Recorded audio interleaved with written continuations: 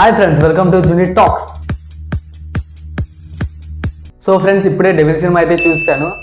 Cinema అయితే బాగుంది, casting కూడా చాలా బాగుంది, అందరూ బాగా చేశారు, వాళ్ళ తగ్గ క్యారెక్టర్స్ అందరూ చాలా బాగా చేశారు. ఈ డెవిల్ సినిమాలో మొత్తం సుభాష్ చంద్రబోస్ గురించి జరిగింది. సినిమా స్టార్టింగ్ లోనే చెప్పేస్తారు, నేతాజీ తప్ప ఈ అన్ని క్యారెక్టర్స్ అన్ని ఫిక్షనలే అని చెప్పి. మనకు ట్రైలర్ మొత్తం ఈ సుభాష్ చంద్రబోస్ నేతాజీ అలా ఏం చెప్పడు, ఓన్లీ ఆ మర్డర్ జరిగింది, ఆ మర్డర్ని ఫైండ్ అవుట్ చేయాలి, దానికి ఒక ఏజెంట్ వస్తాడు, అతను కళ్యాణ్ రామ్ డెవిల్, అతను ఫైండ్ అవుట్ చేయాలి అని చెప్పి వాళ్ళతో చూపిస్తాడు.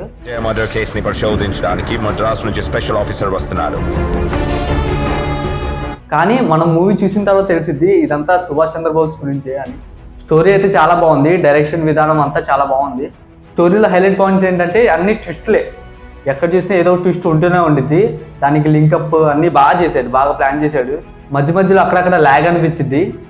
అండ్ బ్యాక్గ్రౌండ్ మ్యూజిక్, బీజిఎమ్స్ ఇవన్నీ పర్లేదు, బాగానే ఉన్నాయి, నార్మల్, మరీ హై రేంజ్ లేవు, మరీ లో రేంజ్ లో లేవు. హీరో కళ్యాణ్ రామ్ అయితే చాలా బాగా చేశారు, అతని పర్ఫార్మెన్స్ మొత్తం చాలా బాగా నచ్చింది నాకైతే. సీన్ కి అతను వచ్చే చేంజెస్ కూడా చాలా బాగా చూపించారు. ఫస్ట్ హాఫ్ లో హీరోని బ్రిటిష్ ఏజెంట్ గా చూపిస్తారు, అండ్ సెకండ్ హాఫ్ లో ట్విస్ట్ వచ్చింది అనమాట, ఇది ఐఎన్ఏ చీఫ్ ఏజెంట్ గా చూపిస్తారు. అదే చాలా బాగుంది. సినిమా మొత్తంలో నాకు బాగా నచ్చిన సీన్ ఏంటంటే ఇంటర్వల్ సీన్, అదైతే హైలైట్ గా ఉంది.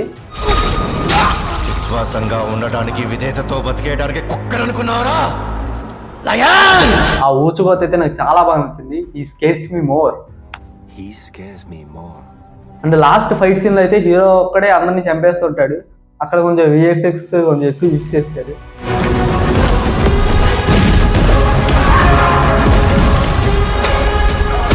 హీరోయిన్ సంయుక్త మీనన్ అయితే చాలా బాగా పర్ఫామ్ చేసింది. మనం చూసిన విరూపాక్షలో కూడా, మనం విరూపాక్ష మూవీలో చూసినట్టు ఇక్కడ కూడా చాలా సస్పెన్స్గా ఉంటుంది. And other characters Shashi, Mahesh వాళ్ళందరూ బాగా చేశారు. కాస్ట్యూమ్స్ కానీ, బ్యాక్గ్రౌండ్స్ కానీ అన్నీ 1945లో ఎలా ఉండేవాళ్ళో అలాగే చూపించారు. అక్కడక్కడ కొంచెం 1945లో ఇలా ఉండేవాళ్ళ ఏంటి అని చెప్పి అక్కడక్కడ అనిపించింది, కానీ ఓకే, అంతా బాగానే మేనేజ్ చేశారు. 1945 ఆ టైంలో ఐఎన్ఏ ఏజెంట్స్ బ్రిటిష్ వాళ్ళతో ఏ సిచ్యువేషన్స్ ఫేస్ చేశారని చెప్పి సినిమాలో చూపించాడు. నాకైతే సినిమా చాలా బాగా నచ్చింది. కళ్యాణ్ రామ్ హిట్ కొట్టాడా అంటే కొట్టాడనే చెప్పుకోవచ్చు 2023లో. సో గైస్, మీరు కూడా సినిమా చూసాక మీకు ఎలా అనిపించిందో కామెంట్ చేయండి, and please subscribe my channel junior talks.